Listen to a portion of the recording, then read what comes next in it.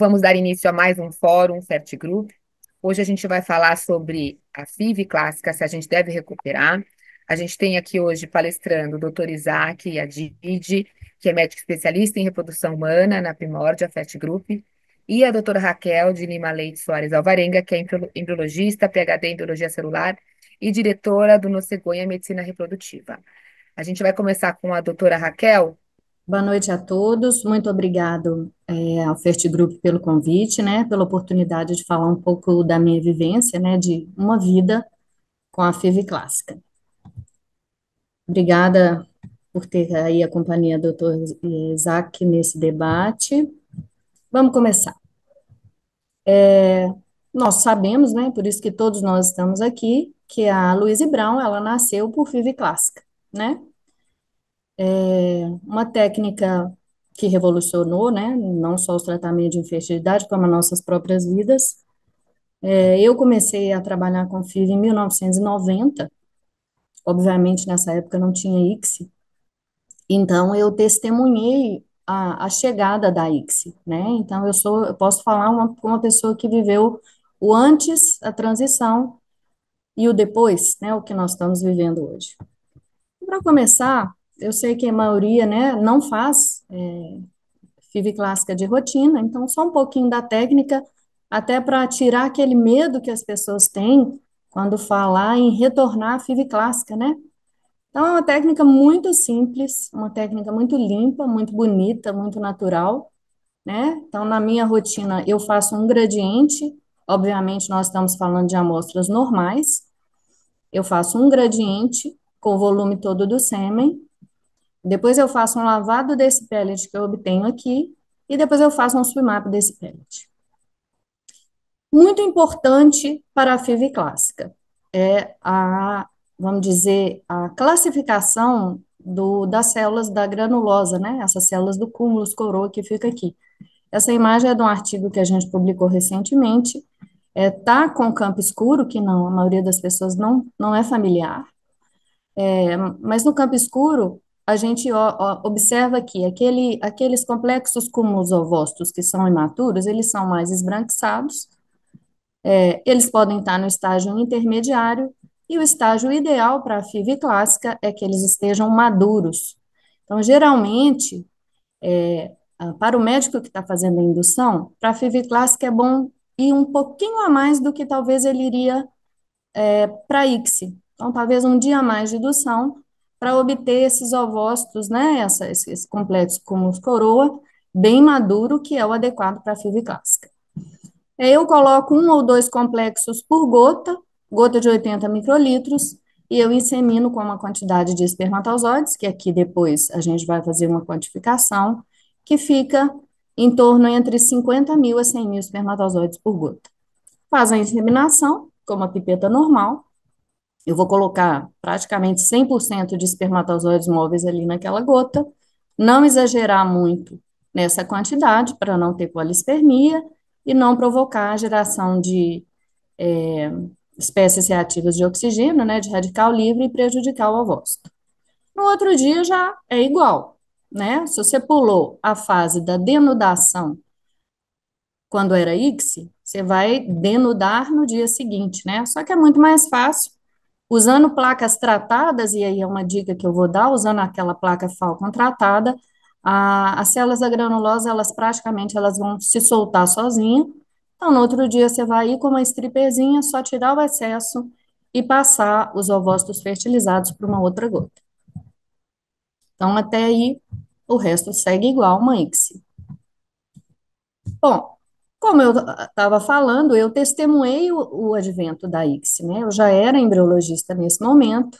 A gente sabia a dificuldade que era tratar o fator masculino antes, né? Então, a gente tentava, né? A doutora Isaac vai lembrar também, que a gente fazia o marido coletar várias vezes, congelava, descongelava, tudo para tentar uma concentração maior de espermatozoides para poder inseminar.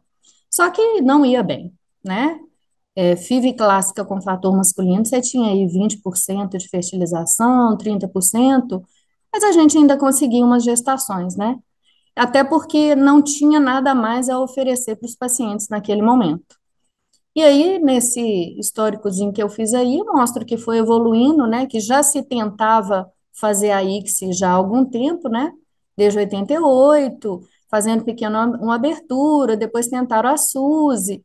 Então, vários grupos estavam tentando o advento, né, da injeção intracitoplasmática, até que foi, então, relatado o primeiro sucesso do grupo de Bruxelas, pelo Palermo e colaboradores.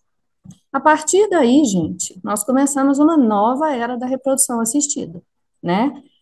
Essa imagem da ICSI, ela se tornou um ícone da reprodução assistida e talvez a maior revolução no tratamento da infertilidade desde a própria invenção da fertilização in vitro clássica, né? Até hoje, né? Então, desde 92, 93, nós não tivemos nada tão revolucionário na reprodução assistida quanto o advento da ICSI.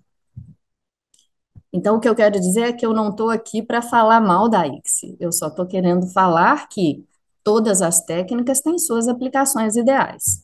Então, a ICSI, ela é o padrão ouro para os casais com infertilidade do fator masculino, né? Ninguém está questionando isso.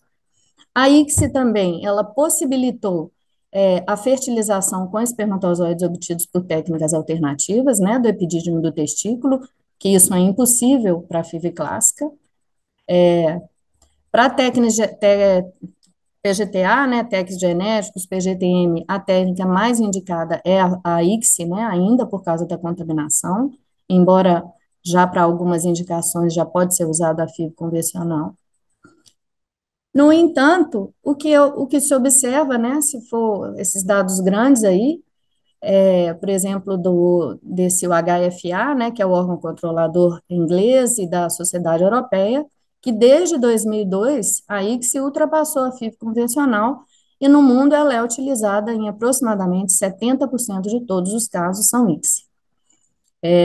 Nos Estados Unidos, principalmente, e também, mesmo os fatores de infertilidade masculina não tendo aumentado, o que mostra é, essa aplicação crescente da ICSI para condições de infertilidade que não são devido ao fator masculino.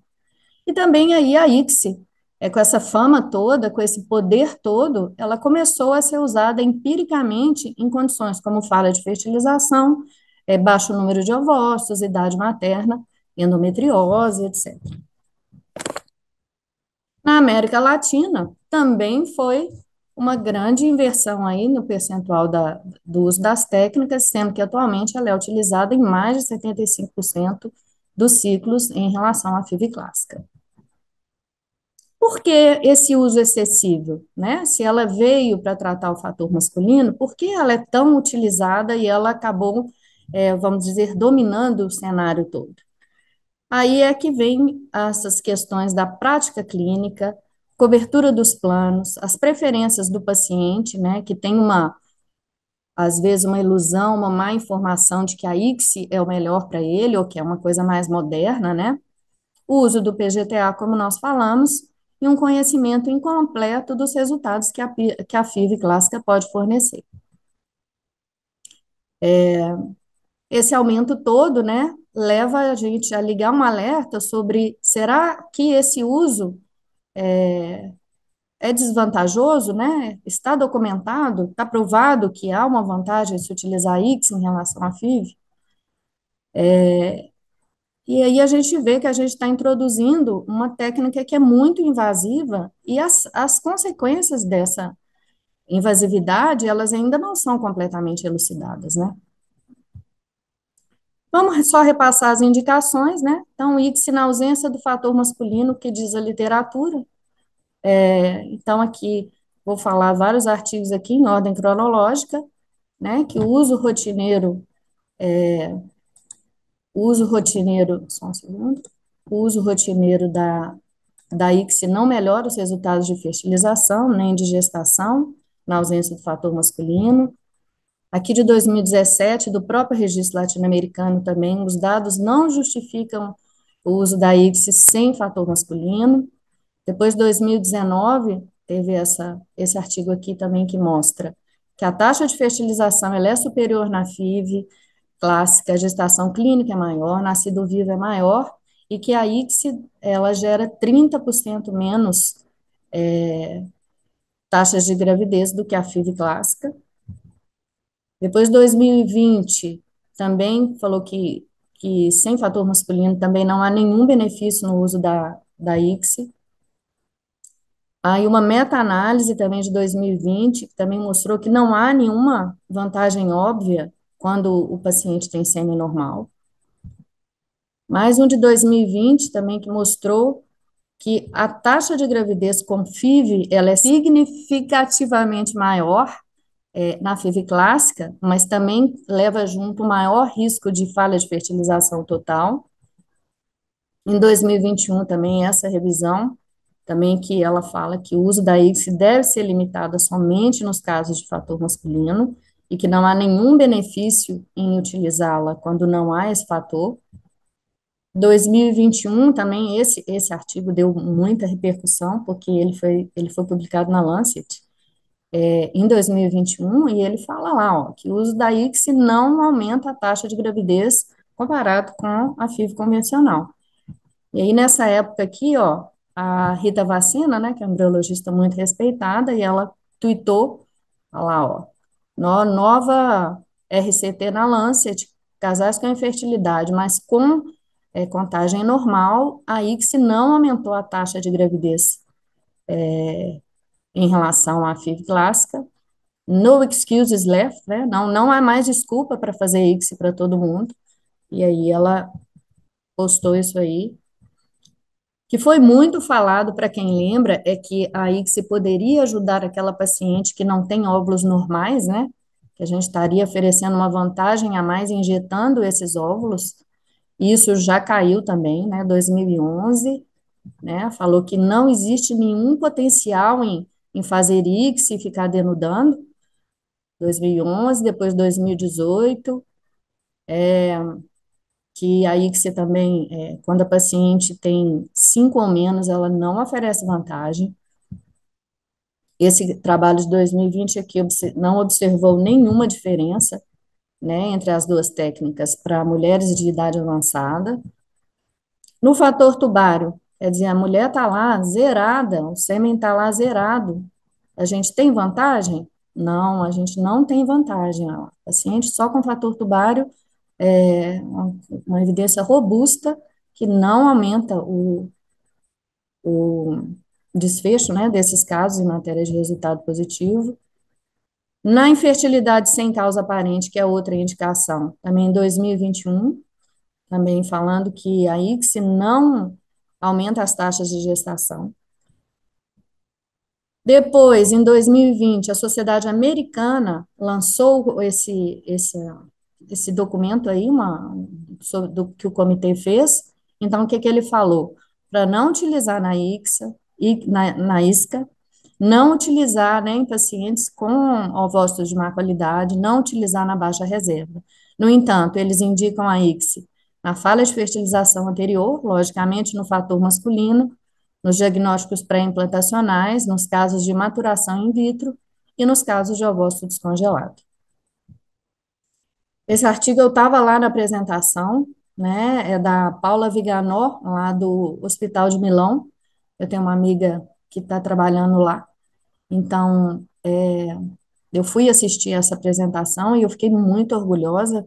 É assim, uma apresentação maravilhosa. O que que ela fez? Ela pegou 275 mil ciclos do registro do HFA e ela fez as comparações e ela demonstrou também que não há vantagem nenhuma em fazer ICSI na ausência do fator masculino.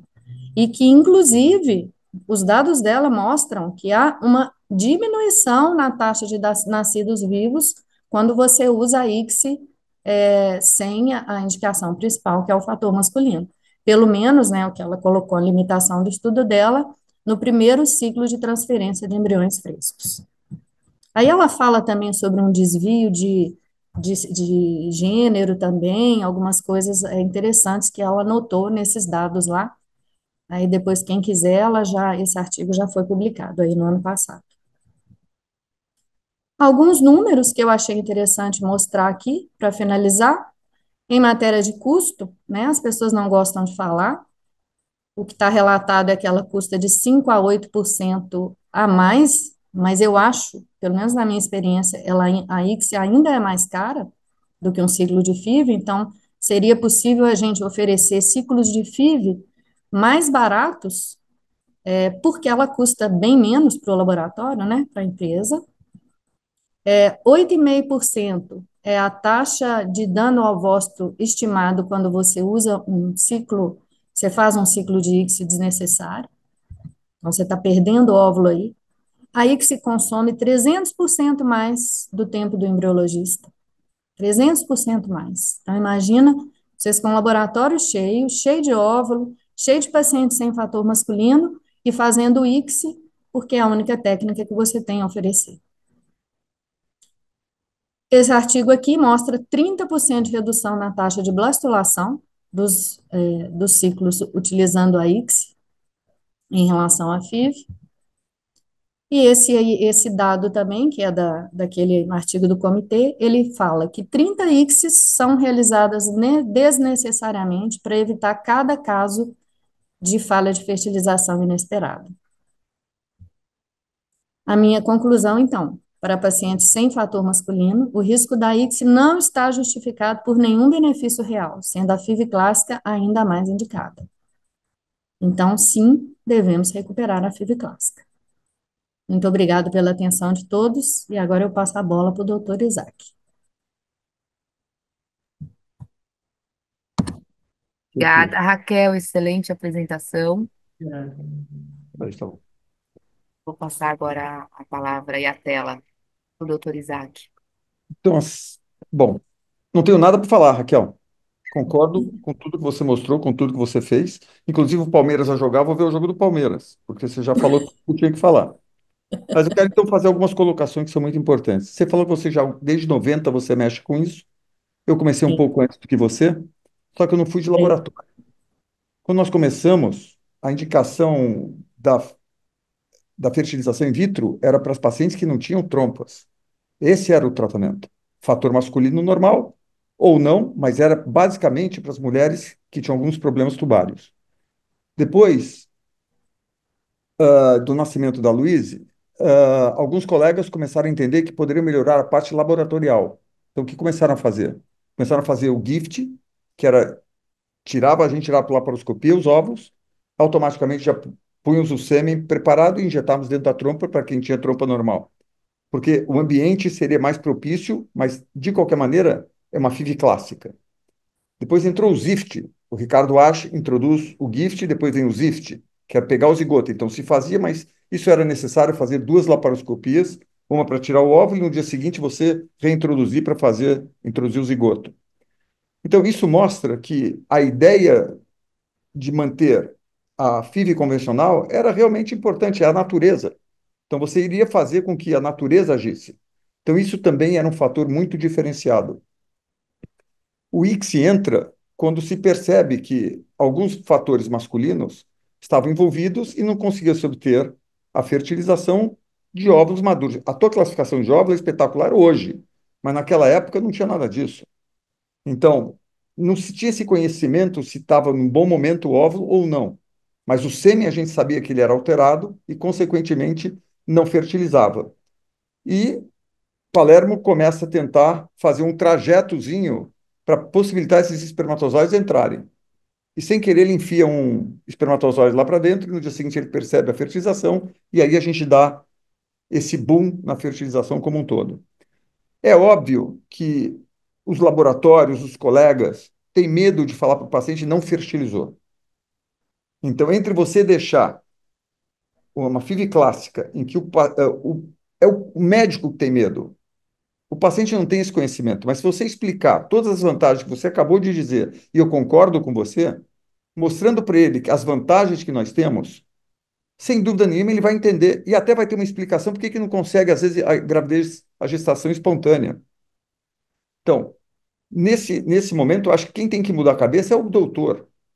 O doutor tem que entender e tem que explicar ao paciente que existe uma falha de 5 a 8%, a 10%, não importa, mas ele vai estar oferecendo condições que são muito mais favoráveis para uma gestação muito melhor. Então, eu acho que, sem dúvida nenhuma, se nós colocarmos, não tem nenhum trabalho que mostre a superioridade da ICSI. Estou falando em fator masculino normal. O fator masculino alterado está justificado por si só. Se eu vou fazer uma microtéria, está justificado por si só. E nós temos que entender também que aumentou no mundo a ICSI por um outro fator. Se nós levantarmos o fator masculino, o espermatozoide piorou muito. Hoje a gente Muito, encontra muito mais sêmens comprometidos do que no passado. Não importa quais são as condições. Se é droga, se é anabolizante, se é hormônio, não importa. Mas hoje a gente tem hoje, na nossa prática, um fator masculino muito relevante em termos de alterados. Então, acho que isso também faz com que a gente acabe utilizando mais a X. Quando você tem fator masculino normal, eu também acho que não justifica. Mesmo em mulheres com baixa reserva ou com a idade mais avançada, também não justifica. E uma das coisas que a gente percebe é que nesses trabalhos que a gente, eu ia até mostrar, mas não preciso, já mostrou quase todos, mulheres mais com idade mais avançada, que tenham uma baixa reserva, se imaginava que o ICSI pudesse dar uma diferença estatística, tanto em fertilização quanto em gravidez. Não se comprovou isso. A FIV convencional ainda é melhor, é superior. Quando a gente percebe taxa de abortamento, não tem alteração. Todos os trabalhos mostram que, no fundo, não tem muitas diferenças, mas sempre a favor uma tendência que for, na FIV convencional, muito melhor, muito superior. Então, eu também acho que, por mais que a gente tenha tecnologia hoje em dia, por mais que a gente tenha esse acesso, recuperar a FIV clássica, eu não acho que seria o termo. Eu acho que nós é que abandonamos, nós não tínhamos que recuperar. Foi abandonado exatamente por medo. E outra coisa que é muito importante é que o embriologista tem que estar treinado para isso. Não é qualquer embriologista que começa que consegue fazer uma ICSI de maneira adequada. Quanto mais rápido você for, melhor o resultado, não pode demorar muito. Então, você sabe disso, mas você já tem um treinamento para isso. Tem muitos que começam, fica muito difícil para essa galera que está subindo começar a se adestrar para fazer a ICSI. Então, eu concordo com você, eu acho que na nossa clínica, no nosso serviço, a gente usa em 30, 40% das vezes sêmen normal. Sêmen não está normal, não tem nem o que discutir. Mas sêmen normal, nós temos usado 30% a 40%, temos muito bons resultados e nós somos super a favor de manter a FIV convencional no nosso arsenal de tratamento. Então, você já mostrou tudo, só estou corroborando naquilo que você falou, concordo totalmente com você e acho, de novo, que os médicos têm que mudar a cabeça, os biólogos têm que mudar a cabeça para que a gente possa indicar mais vezes a fertilização convencional. É óbvio que eu posso pedir para nossa embriologista fazer, ela fala, não tem a condição. Esse é um dado que ela vai dizer. Na preparação, 20 milhões, 5 milhões, 10 milhões, isso é ela que vai me dizer.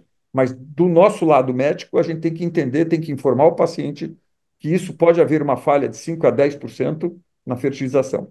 E outra coisa que às vezes nós fazemos na clínica, que eu acho interessante, é manter o sêmen do paciente, caso não fertilizou, no dia seguinte você tentar ainda fazer uma ICSI, se for o caso. Não é uma prática convencional, não é uma prática adequada, porque já se passou um pouco mais de tempo, mas sem dúvida nenhuma funciona em muitos casos. Outra coisa é o seguinte, em mulheres mais, em idade mais avançada, a FIV me dá uma vantagem, porque se vocês conhecem o protocolo do Gleicher, ele tira os óvulos precocemente. E às vezes ele tem uma imaturidade. Mas se você deixa para uma FIV convencional, você ainda aproveita o tempo de amadurecimento dessa FIV até o dia seguinte e você tem um grau de fertilização melhor. Então, essas são as colocações que eu queria fazer em cima do que você falou. De novo, concordo totalmente com você no sentido de que a FIV clássica não tem que ser recuperada, ela tem que ser mantida. Eu acho que o papel, né, da gente, né, e por essa oportunidade aqui de falar, é tirar uma coisa, assim, que foi colocada como se a FIV fosse antiquado, que a FIV clássica é ultrapassado, que a FIV clássica é uma técnica pior, sendo que a gente sabe que um laboratório que ele tem bons resultados com a FIV clássica, isso reflete uma super condição de cultivo, porque laboratório que não está completamente alinhado com problemas de cultura, de meio de cultura, de pH, condições em geral, não fertiliza com a FIV clássica. Então, a FIV clássica também é vamos dizer, um parâmetro de olhar de KPI para o laboratório. Porque um laboratório que fertiliza 90, 100% com FIV clássica, ele está top de linha. Porque na FIV, na ICSI, você pode não estar com a condição de cultivo ideal, mas você enfia o espermatozoide lá, você vai ter um embrião ruim depois, mas fertilizou. A FIV não, ela tem esse limite que ela exige um laboratório muito afinado. Então, Aí assim, você aproveita a seleção natural do espermatozoide.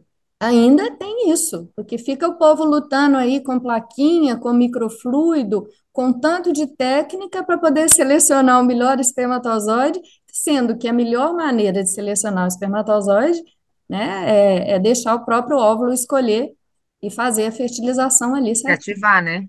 E, É, ativar sozinho. exatamente. Deixa eles resolverem lá o problema lá. Então, Mas é uma pergunta para o temos que imitar a natureza. Temos que manter a natureza a nosso favor. E é isso. mais possível. Acho. Deixa eu fazer uma. Eu tenho duas perguntas. Primeira, é, vocês acham que eu tenho dificuldade em entender também por que que a FIV clássica foi abandonada, né? No meio da reprodução animal, e sigo na reprodução animal, e a grande luta dentro do meu laboratório de equinos é conseguir. Em equinos, a FIV clássica não vai, é muito difícil. Porque o sêmen do equino é muito ruim. Os meios de conservação, enfim, ainda não está evoluído. Isso aí é muito ruim. Mas a grande luta, não só do meu laboratório, mas de todos os laboratórios, é conseguir fazer a FIV clássica no equino. É a grande, estou até no Congresso de Reprodução Equina aqui agora e acabei de assistir uma palestra. A grande luta é essa.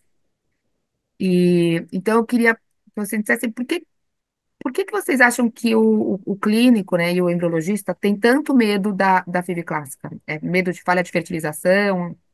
É medo do não controle? O que que acontece? Porque é muito mais difícil, é muito mais cruento, né? Eu digo aí que é mais difícil, é mais cruento, tem toda a questão de ações epigenéticas, efeitos na prole. O que que aconteceu? Eu acho que é muito ruim você falar para o paciente que não fertilizou. É, Então, quem está na bancada, o paciente na frente, não adianta você falar para ele de KPI, dessas coisas. O paciente fala, não fertilizou. Então, se você avisa previamente as vantagens que você tem de uma fertilização convencional, desde que isso seja possível, fica mais fácil ele entender a falha. E é angustiante para o médico falar, não fertilizou. Não fertilizou e não engravidou é uma outra história. Fertilizou e não desenvolveu é uma outra história. Mas nem fertilizou. E existe uma outra conversa também, que é o seguinte: eu faço uma FIV convencional, não fertilizou. O paciente às vezes acha que meu laboratório é ruim, ele muda de clínica e a outra clínica vai e fala assim: é lógico, ele não fez a fertilização, não injetou. Então você tem isso. Então é angustiante para nós como profissionais, muito ruim isso. É um momento muito angustiante para a gente. Mas eu acho que se você faz uma técnica que tem resultado, no final você vai ter muito mais gente felizes do que não. Então você acaba apanhando menos, vamos dizer assim. Então, por isso que eu falo, nós como médicos temos que mudar a nossa conduta, a nossa cabeça, o nosso protocolo em relação a isso. Se o paciente estiver informado, estiver ciente, você mostrar trabalho, se você tiver tempo de mostrar trabalho para ele, ele vai se convencer que é melhor, e se falhar, ele vai entender que no próximo ciclo, eventualmente, ele vai fazer uma fertilização através da ICSI. Esse é meu ponto de vista. Não sei você, Raquel. Pois é, eu acho que tem primeiro a insegurança de quase duas gerações que ficaram sem fazer a FIV clássica. E eu entendo pessoal mais novo entrando e ter que segurar uma falha de fertilização. Não é fácil, né? Não é fácil para mim, não é fácil para nenhum de nós ter uma falha de fertilização. Mas olha só, eu não lembro aqui de cabeça quando eu tive a última falha de fertilização em ciclo de FIV. Então, é muito baixo. Não chega nem aos 8% da literatura quando, né, uma pessoa tem experiência. Então, não chega a isso. Vai ser até menos que fala de fertilização de ICSI. Então, é uma questão de mudança de paradigmas mesmo, de saber explicar para o paciente, olha, Seu primeiro tratamento aqui, você não tem fator masculino, nós vamos fazer a FIV clássica, que é o mais indicado para a literatura, mas pode ocorrer falha de fertilização.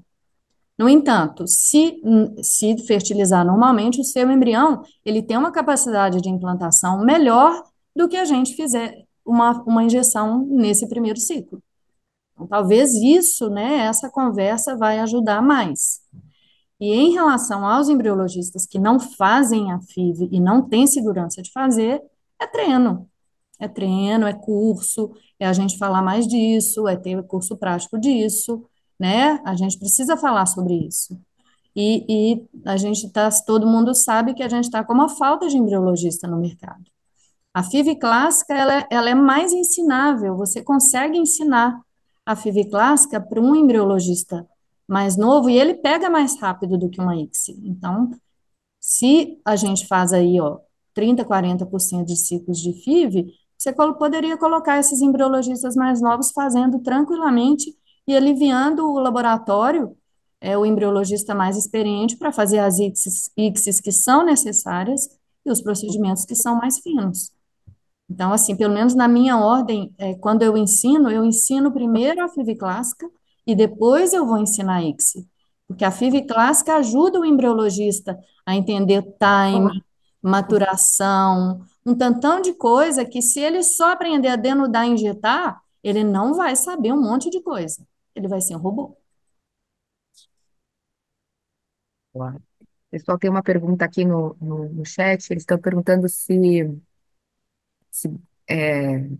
para considerar livre de fator masculino, se é feito o teste de fragmentação do DNA. Se vocês fazem teste de fragmentação do DNA para pacientes sem fator masculino em relação aos parâmetros da Organização Mundial da Saúde. Sim, nós fazemos. Não em todos, mas sim é um exame que entra na. Se o paciente tiver a oportunidade de fazer, a gente vai considerar o resultado. E geralmente está associado, o fator masculino está associado a maior Mas, por exemplo, o fragmentação. paciente não tem fator masculino, já manda para a FIV clássica sem fragmentação, sem teste de fragmentação? Manda. Manda porque o teste de fragmentação também é considerado um add-on. Ele não é considerado é, ainda, né? Ele não é recomendado por nenhum desses conselhos aí, nenhum desses comitês. Então, aí a gente consideraria semi-normal de acordo com apenas os parâmetros da OMS. Já são suficientes. Você também, doutor Isaac? Olha, eu vou ser muito honesto com vocês. Eu tenho um pedido de rotina. O cara já vai fazer o espermograma, já está lá. Se você pedir para o cara fazer de novo, se eu achar que ele tem que fazer, voltar para fazer um. Se tiver condição, já peço para fazer direto. Até porque, eventualmente, se está fragmentado alguma coisa, então você dá algumas orientações do antioxidante, conversa com ele, que talvez tenha que usar, vamos fazer uma ICSI, talvez tenha que usar uma placa de Zymote, alguma outra coisa nesse sentido, tem que fazer biorrefringência, não importa. Eu acho que já está colhendo, você pegar esse cara e fazer de novo na sequência, às vezes é chato pra caramba, eu já peço. Só queria comentar alguma coisa, Raquel. Nós estamos falando sobre o preparo de material quando vai fazer. Depende muito também do laboratório. Você falou que às vezes tem insegurança. Depende de como você prepara também. Porque no nosso laboratório, se eu não tenho dúvida disso, a gente trabalha com sêmens, vamos supor, 20 milhões mais A mais B, e para botar para namorar, bota 3 milhões, 4. Então, depende de como você prepara também, porque cada biólogo tem uma maneira de fazer diferente, cada embriologista tem uma maneira de fazer. Então, eu acho que se você tem uma expertise que está funcionando, você está tendo resultado, não vejo por que não fazer a FIV clássica dentro desse aspecto também. Concordo. Inclusive, essas novas plaquinhas, tanto a Zymote quanto o CA0 da Lins Hook, eles já têm protocolos para FIV clássica. Eu ainda não testei, mas eu acho que essas plaquinhas elas podem ser um grande avanço para facilitar para o imunologista preparar esse sêmen para FIV clássica. E eu acho Então, que ele isso vai já embasar tem mais. trabalhos. Isso vai embasar mais para quem não tem tanta experiência. Sim, sim, vai tornar mais prático e vai facilitar. Então, eu acredito, eu mesma não testei ainda, mas eu sei que já tem pessoas com resultado. São pequenas adaptações ao uso normal que a gente faz, mas é possível. E eu acho que isso aí vai revolucionar e vai trazer de volta, sim, a FIV. Amiga, Deixa eu tudo falar. bom? No E teu serviço, qual o parabéns. percentual, Raquel, de FIV clássica? Que eu faço na clínica Tá. é em torno de 40%. Então bate mais ou menos com a gente. É. Uhum. Amiga, eu te pedi uma dica. Com plaquinha de centro, você recomenda fazer a FIV clássica? Repete, eu perdi a pergunta. Tá? Com plaquinha de duplo poço, Uhum. você recomenda fazer FIV clássica? Colocar os É óvulos. tipo 1 ml de meio, 5 óvulos, faz a FIV clássica ou é melhor com gota? De Eu 80 prefiro microlitros. com gota, porque eu acho que no dia seguinte, quando você embola muito, às vezes as granulosas elas agarram umas nas outras e fica mais difícil de separar. Então, fazendo individualmente ou de dois em dois, é bem fácil no segundo dia. Então, eu lembro do pessoal que fazia na plaquinha de 4 poços, e eu já ouvi muita gente falar, não, fica a técnica suja, a gota é muito grande, né? Uhum. Então, eu não gosto. Eu acho que fica mais limpo e mais bonito fazendo na gota e individualmente. Até E para a os gente ter esse controle da maturidade da granulosa, porque eu faço essa classificação. Como eu coloco de um em um, ou no máximo de dois, eu já classifiquei aquela granulosa ali. Imatura, intermediária ou madura. Então, às vezes, não fertiliza, eu vou saber mais ou menos poder correlacionar, não, aquela granulosa ali, ela estava imatura, então provavelmente ele estava ou GV ou M1. A gente não viu, Boa, né? Então, é uma boa maneira da gente não ficar tão perdido no segundo dia ali, de saber por que que alguns fertilizaram e outros não. boa. E os parâmetros para você dizer assim, essa vai para FIV clássica tranquilamente, é os parâmetros da OMS, 15 milhões, 40% de A mais B e Exatamente. 4%.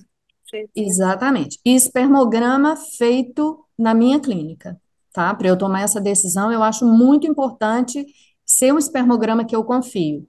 Porque senão, Uhum. você pega um resultado lá, tá tudo ok, chega no dia não vai ser. Aí você tem que converter em um ciclo de ICSI que você não estava esperando ali na sua agenda, né?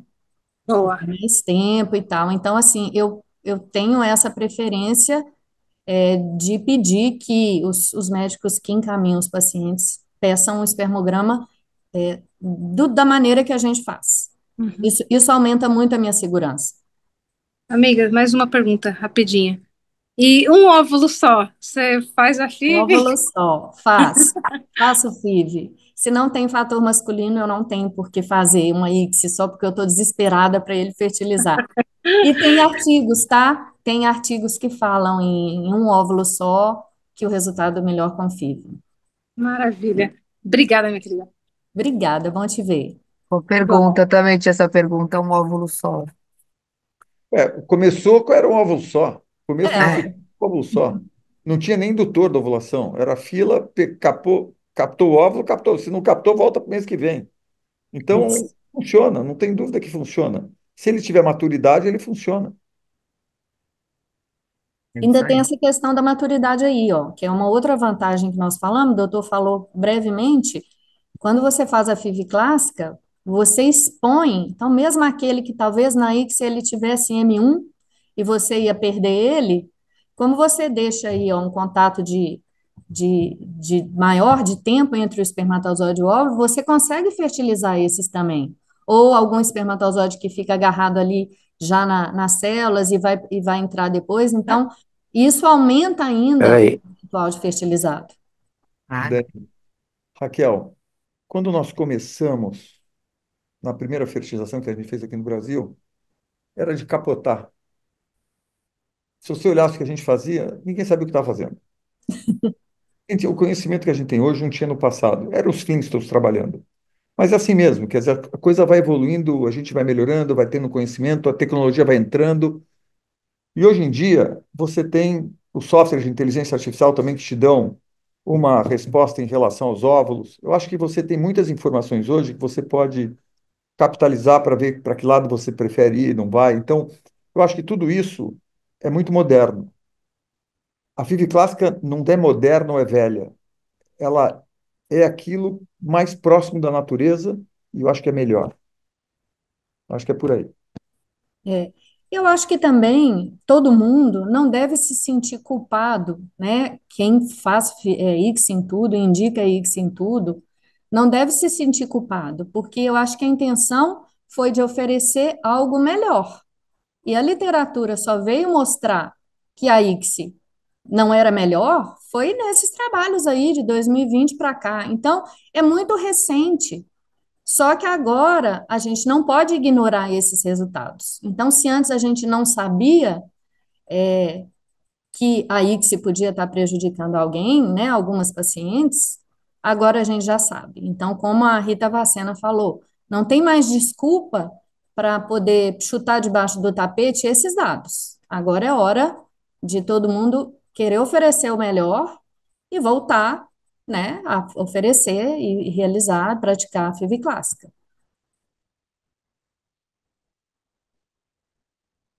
O doutor Fernando, acho que quer falar alguma coisa?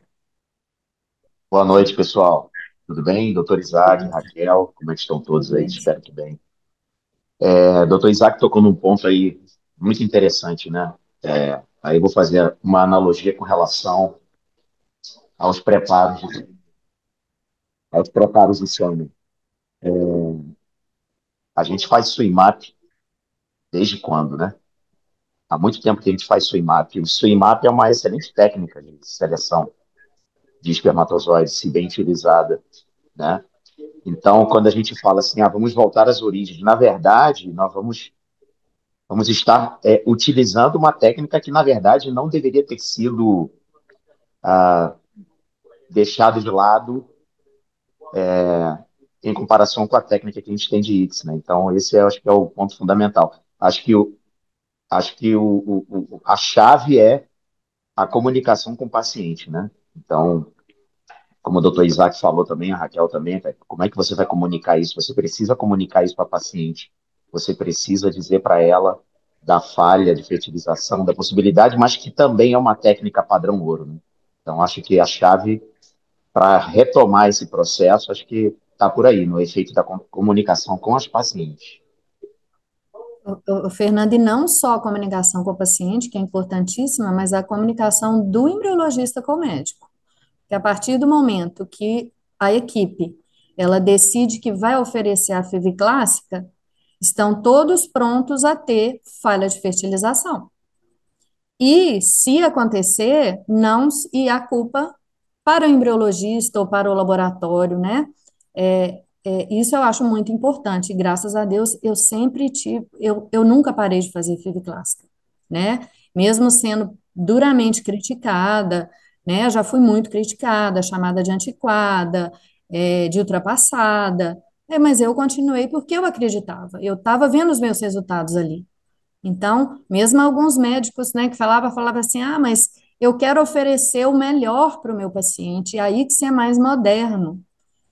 Beleza, mas isso aí eu fertilizava 100%, por que que eu vou mudar agora? Então, assim, eu passei maus bocados aí, mas graças a Deus a ciência veio me salvar, né, e veio corroborar o que eu acreditei durante esses anos todos. Fui salva pela literatura.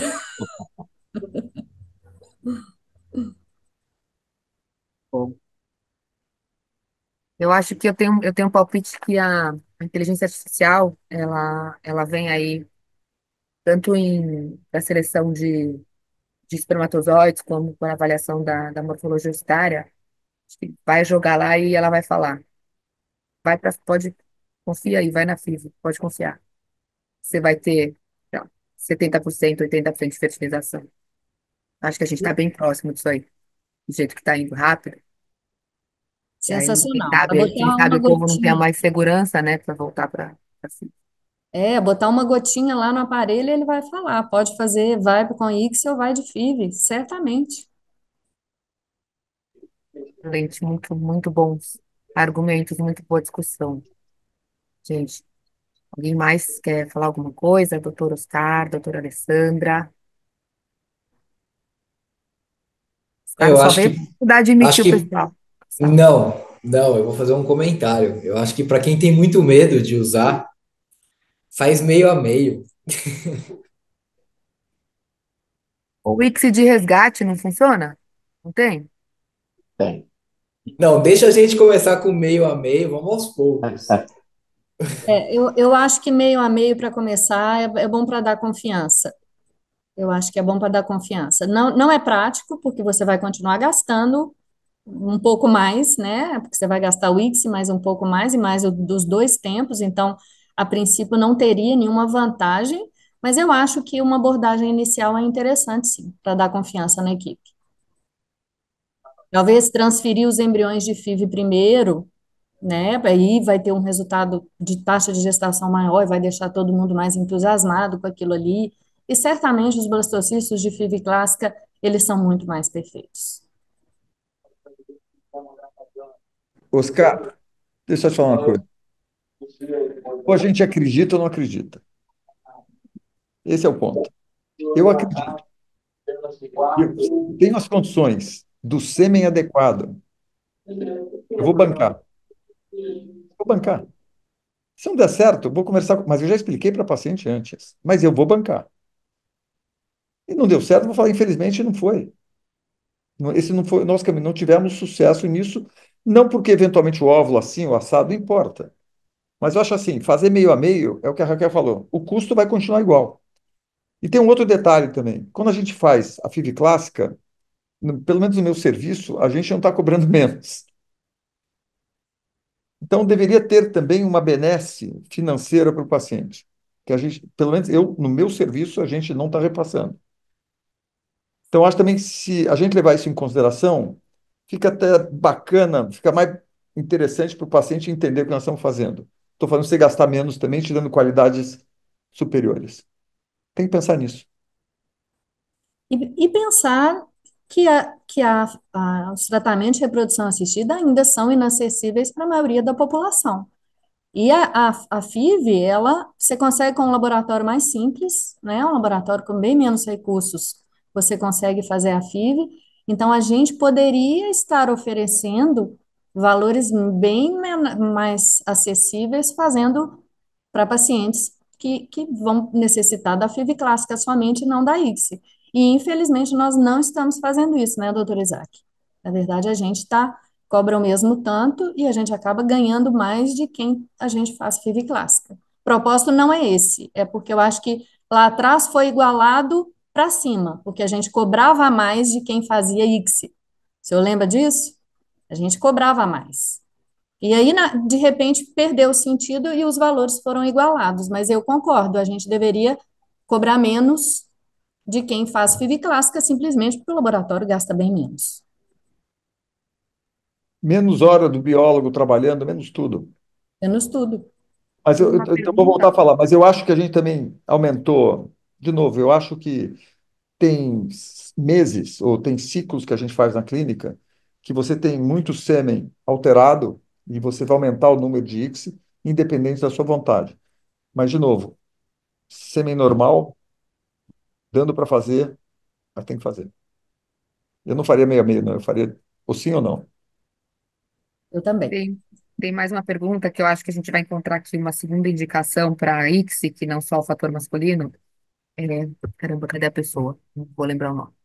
Perguntou aqui se dá para fazer, perguntando para Raquel, se dá para fazer FIV clássica em oócito descongelado, careca, sem cúmulos. Foi o João Eduardo Pinheiro Neto. Não dá. Na verdade, não foi muito testado. Eu acho que assim, eu nunca encontrei trabalhos testando isso. Então, mas pela indicação lá da Sociedade Americana, com ovócito descongelado tem que ser a ICSI. Porque aí você já modificou um tantão de coisa, você não tem célula do cúmulos mais para filtrar espermatozoide, você já mudou tudo. Então, não tem como. Em bovinos a experiência aqui não vai também. Perdeu ali já. Então temos mais uma indicação, olha ali, para isso. Para ócitos, preservação da fertilidade, Essas ócitos mulheres todas doados aí, e fator masculino. Pronto. essas mulheres todas que congelaram aí, para preservação, a gente vai ter que fazer ICSI, não temos o que fazer. Perdeu Doação de óvulos também, né? também. De banco de óvulos. Isso aí. Gente, excelente, hein? Adorei, adoro Bíblia Clássica. Alguém tem mais algum comentário? Gente, muito Concordo com obrigada, vocês. Raquel, Eu que doutora agradeço o Raquel, convite. doutor Isaac, obrigada, Obrigado, obrigada aí Raquel. todo mundo. Obrigado, Dani. Obrigada Semana a que vem tem todos mais. pela companhia. Obrigadão. Tchau, Obrigada. tchau. Beijo, gente. Tchau, tchau, boa noite. Boa noite. Até o próximo.